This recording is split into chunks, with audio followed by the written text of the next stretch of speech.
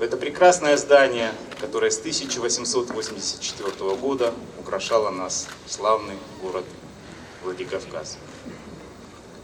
С особым трепетом и любовью я хотел бы сегодня всех вас пригласить посетить наш духовно-просветительский центр. Это можно отнести сегодняшний день к старту той программы, к которой мы планово идем с 2017 года, 1000-летия крещения Алании. Для всех для нас это не просто событие, которое бы отметило определенную историческую веху. Для всех для нас это глубокое духовное подспорье и важный момент, важный месседж, который зафиксировал федеральный центр.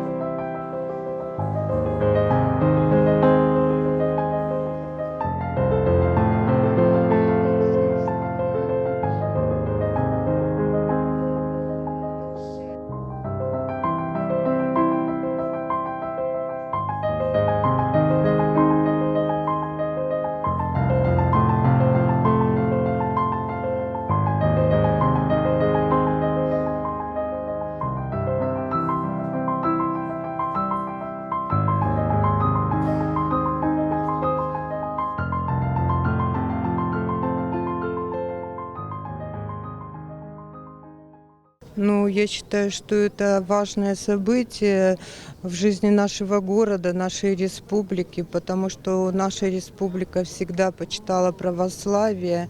И сейчас, вот в то время, когда нравственность падает, культура какая-то, церковь способствует тому, чтобы наш народ как-то приближался вот к этой культуре духовной, православной, и через нее уже более становился просвещенным.